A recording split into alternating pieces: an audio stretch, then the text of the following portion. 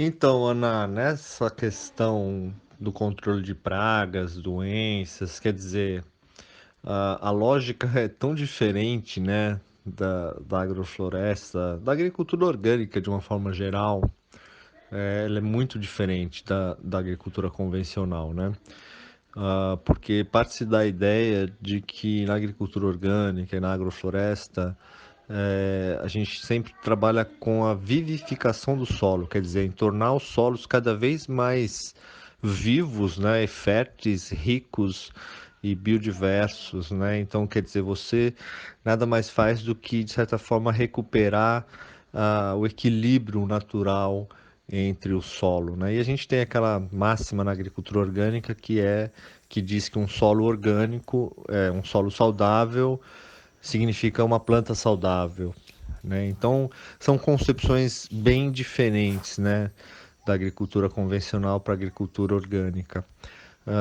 Então realmente tem que olhar nesse espectro, né, de como que a gente vai. Inclusive os sistemas agroflorestais eles são muito eficientes para recuperar solo, porque você trabalha constantemente na produção e manejo e acúmulo de matéria orgânica sobre o solo. Então você vai recuperando o solo, né? Muitos produtores, inclusive, eles acabam fazendo as agroflorestas nas áreas mais degradadas, né?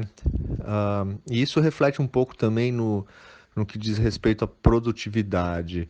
Até pouco tempo atrás, realmente, as agroflorestas eram vistas como pequenas áreas onde realmente a capacidade produtiva não era tão grande, né? Era suficiente apenas para alimentar uma família e tal. Mas realmente o que a gente observa é que se você traz esses princípios, essas técnicas para um modelo de larga escala, aí a coisa muda de cenário, né? E realmente abre aí a possibilidade de uma produção incrivelmente, eu não diria maior do que uma produção, do que uma monocultura, né? Eu acho que a questão mais é em termos qualitativos, né? Porque você vai ter um alimento muito mais saudável, né? Porque o seu solo vai estar mais saudável, né? Então, eu acho que não é tanto uma questão de produzir mais, mas sim de produzir melhor, né? Por exemplo, você pega o café, né? Que é uma cultura no Brasil ainda majoritariamente produzida em esquema de monocultura, mas você tem vários outros países no mundo que já praticam o café sombreado, né, que é justamente um café em sistema agroflorestal. Ele é muito mais, é muito melhor, né? São os melhores cafés do mundo, né? O grão fica muito mais, a fruta fica muito melhor, muito mais doce. Então, assim, é um pouco nesse sentido que a gente tem que avaliar também a questão dos benefícios do sistema agroflorestal.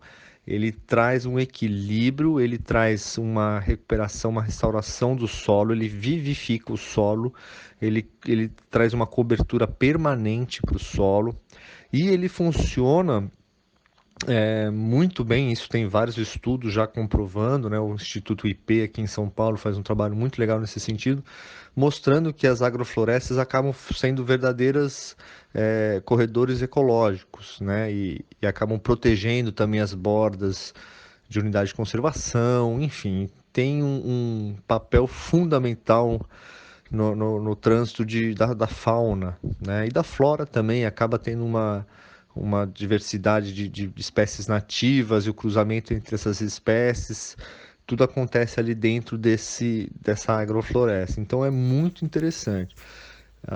Com o tempo, quer dizer, quando você vai recuperando esses solos e você tem aí diversidade, é um pouco também o que acontece lá na área do Ernest, né, lá na Bahia, que já tem mais de 30 anos sendo feito esse manejo, você passa a ter produtividades maiores do que em áreas convencionais.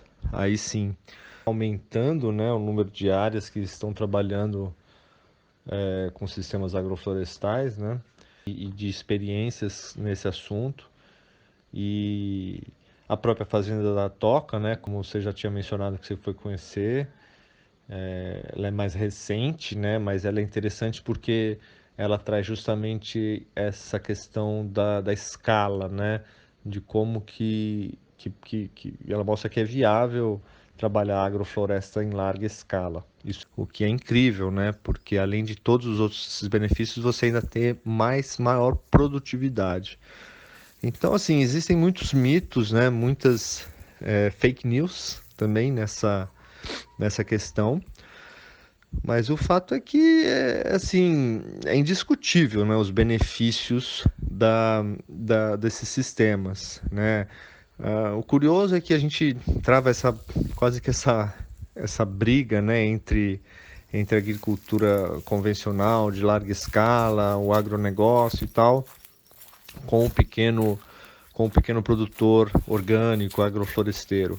Na verdade, acabam que ambos são importantes, né? E ambos produzem coisas completamente diferentes. Quer dizer, o agronegócio ele produz commodities, ele não produz alimento, né? Ele produz cana-de-açúcar, ele produz algodão, soja, mas não é o alimento que vai para a mesa do brasileiro, né? Quem produz o alimento que vai para a mesa do brasileiro sabe, assim, já se sabe isso. A ciência nos diz, as pesquisas nos mostram isso, né? Que quem produz são os pequenos agricultores, né? A agricultura familiar é responsável pela produção de alimentos, né? Então, quer dizer, já começa por aí, né? É super importante a gente valorizar o pequeno agricultor, dar condições para ele trabalhar e eles são muito mais abertos e receptivos nessa mudança, né? Nessa substituição dos insumos químicos para uma agricultura mais de baixo carbono, de mais, né, mais diversificada, enfim, não precisa necessariamente ser agroflorestal, né? Eu acho que existe o pessoal fala nessa transição, né? Essa transição ela tem que ser gradual e realmente quando o agricultor percebe que os benefícios, ele pode ir muito longe, né? A ponto de realmente ter uma agrofloresta altamente biodiversa, né?